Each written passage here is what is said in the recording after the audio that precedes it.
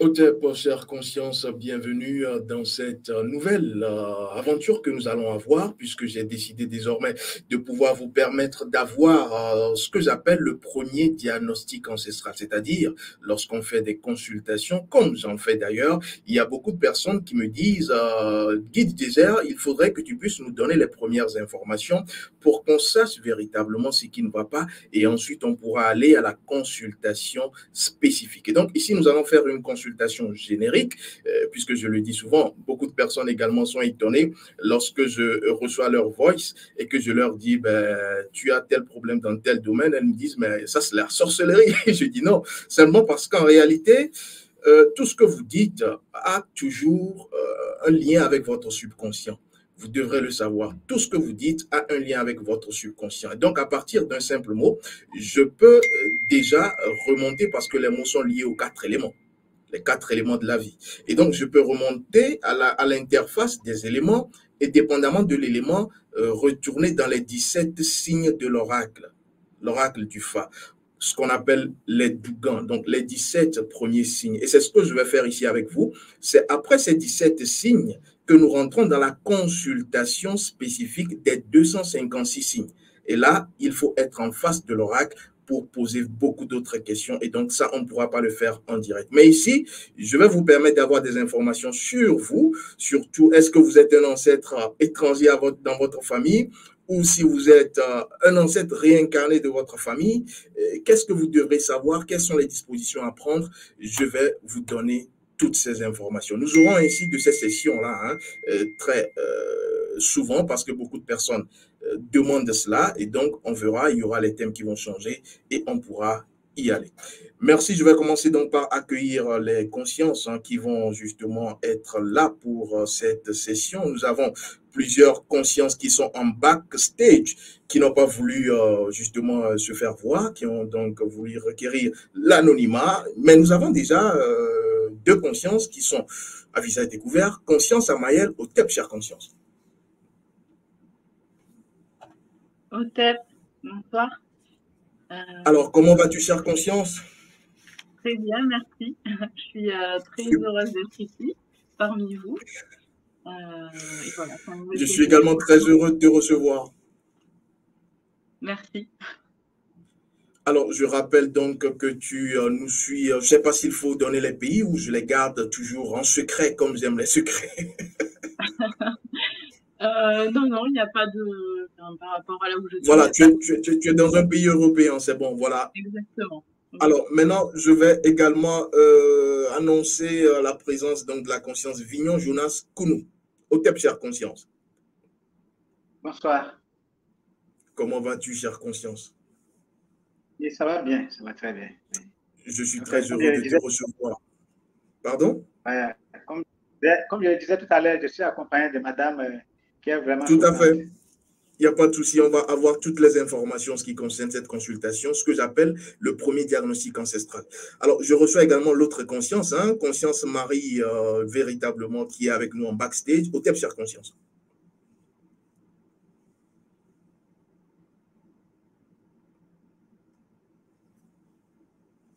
Conscience Marie, est-ce que tu me reçois au TEP?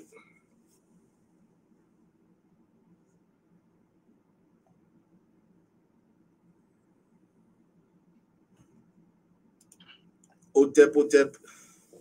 Au TEP, je vous reçois, maître. Vous ne m'entendez pas?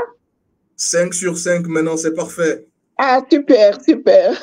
Merci, merci. Je suis très content que tu sois là. Oui, moi aussi. Merci, merci, merci. Et je remercie également toutes les personnes de la communauté qui n'ont pas pu nous rejoindre, qui ont eu l'information tardivement. Ce sera ainsi presque tous les jours. Si on peut le faire avec le staff, on aura d'autres thématiques et vous pourrez être avec moi pour ce que j'appelle le premier diagnostic ancestral. Simplement parce que tout ce que nos ancêtres font, ils ne le font pas véritablement dans l'ombre et nous avons besoin aujourd'hui de pouvoir nous affirmer en tant que peuple noir, communauté kamite. Alors, je vais d'abord commencer par vos questions. Je ne sais pas s'il y a des questions que vous avez. On va rapidement les éponger et ensuite on rentre dans le vif du sujet.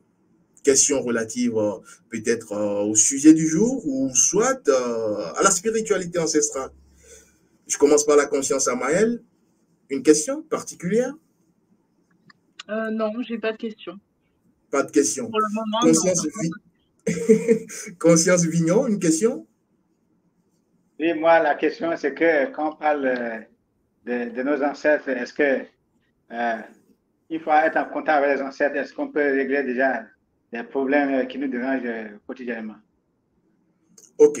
Très belle question parce que beaucoup de personnes m'écrivent, disaient, je veux retourner aux ancêtres, j'étais dans tel groupe, j'étais dans telle confrérie, je veux être riche. Ça me revient souvent. Alors ici, je vais te dire simplement que quand nous avons deux mains, nous avons deux pieds, c'est que nous pouvons agir en tant qu'humains. Cela voudra dire qu'on peut régler nos problèmes. Quand un ancêtre, une personne qui a été de notre famille et qui est toujours de notre famille, qui est décédée et qui est surtout un ancêtre, pas un mort, c'est-à-dire qui a été dans la rectitude de la marque, cet ancêtre peut nous aider. Et mieux encore qu'une personne humaine.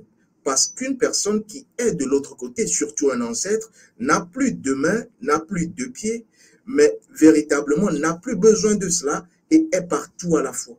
Et donc, c'est une aubaine, une opportunité, une occasion à saisir lorsque vous avez le contact avec vos ancêtres. Et donc, vos ancêtres, dans tous les domaines de votre existence, peuvent vous aider à résoudre tous les problèmes. J'en suis la preuve, parce qu'avant mon initiation, j'avais également assez de problèmes, mais aujourd'hui, je peux vous dire que je vois les problèmes me regardent et les problèmes n'osent pas arriver. Ils n'osent pas avancer, simplement parce que j'ai mes 12 disciples. On en a parlé dans la conférence du samedi dernier.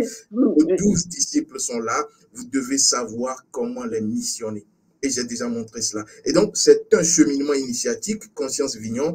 Nos ancêtres changent nos vies. Nos ancêtres sont là pour cela parce qu'ils ont 3 rôles, 3 missions, la protection, l'assistance et les opportunités.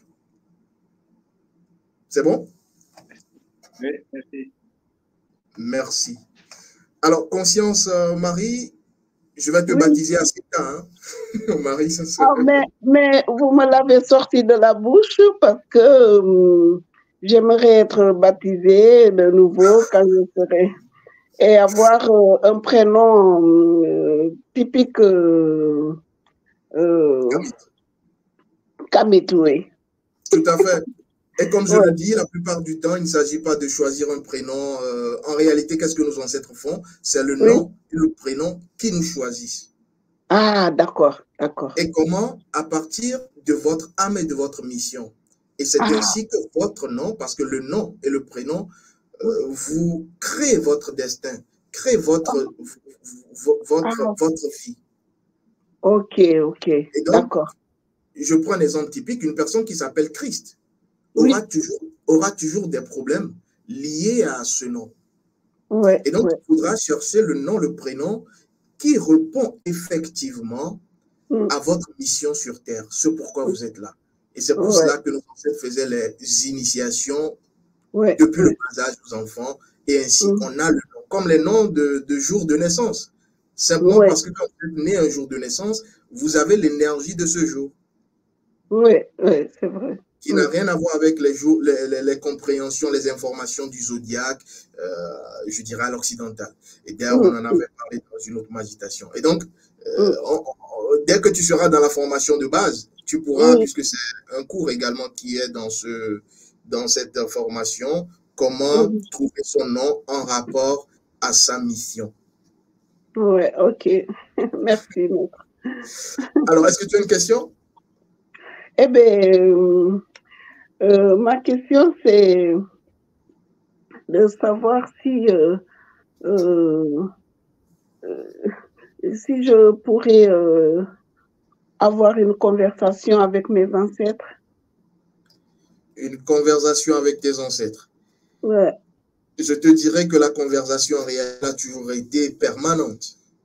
Nous sommes en réalité, pour ceux qui ne le savent pas, je parle par expérience, surtout parce que je suis toujours dans l'expérience, nos ancêtres, à chaque moment, cherchent à nous envoyer des messages. Des fois, vous prenez un plat et le plat tombe. Mais vous ne comprenez pas qu'est-ce qui se passe derrière. Si il y a un microscope ou un appareil, un outil technologique, quand vous montre ce qui se passe, vous comprendrez qu'il y a vos ancêtres qui ont respecté la Ma'at, qui sont toujours avec vous. Sauf qu'ils vous font des fois des signes comme ceci. Ils vous font des signes pour que vous ne fassiez pas certaines choses, mais vous n'arrivez pas à voir cela. Et tout le défi pour chaque kamite, c'est de commencer par se reconnecter à son âme. Parce que nous tous, nous avons des âmes, mais nous tous, nous ne sommes pas proches de notre âme. Et c'est lorsque vous commencez par être proche de votre âme. Et comment être proche de son âme, c'est à partir de la mission. Lorsque vous découvrez votre « je suis », votre rayon de vie, comme nous le disons à notre école, vous devenez sensible à votre âme. Et c'est l'âme qui vous donne les informations de tout ce qui vous environne. Et c'est en ce moment que vous allez commencer, que ce soit dans les rêves, que ce soit dans vos activités, dans vos projets, par agir. Et ce n'est plus vous qui agissez. Vous commencez par être intuitive et vous recevez les informations de vos ancêtres parce qu'ils sont toujours avec vous. Mais maître, je vous remercie pour ces informations. Si vous voulez, chaque fois quand je vais faire quelque chose, j'ai comme une voix qui me parle. Ou quand je rentre dans une affaire, achat de quelque chose et tout ça, j'ai une voix qui me parle, mais je ne peux pas vous définir si c'est une voix féminine ou masculine. Non, mais ça me revient répétitif dans mon cœur. Ne fais pas ça, ne fais pas ça, ne fais pas ça. Mais je ne fais jamais attention. Bon, je rentre dans cette affaire et après, ça va mal. Tout à fait, tout à fait. Et tu vas comprendre mieux. Je vais penser une voix qui va me parler d'une personne. Si je ne vois pas la personne avant la fin de la journée, le lendemain, 2 jours, 3 jours après, je vois cette personne. Effectivement. Cela voudra dire que tu commences par avoir justement cette sensibilité, et je vais t'en parler lorsque je vais commencer par te faire le premier diagnostic ancestral. Tu as justement cette prédisposition, sauf qu'il faut renforcer cela. En réalité, c'est comme un sportif. Tant que vous ne vous entraînez pas à agir avec votre âme, c'est difficile de pouvoir devenir maître de votre âme. Et donc, il s'agit simplement de pouvoir entraîner votre âme. Et c'est tout l'intérêt des rituels et des cérémonies à partir de votre âme. Parce qu'une autre personne qui n'a pas la connaissance de son âme fera des rituels, mais aucun impact sur son âme. Ok. Voilà. Donc déjà, ça veut dire que tu es sur la bonne voie. Il te manque juste des outils, des techniques, des rituels, des cérémonies pour pouvoir renforcer et créer ce lien de façon, je dirais, compacte. Ok, d'accord, merci. Merci, chère conscience. Alors, on va rentrer dans le vif du sujet pour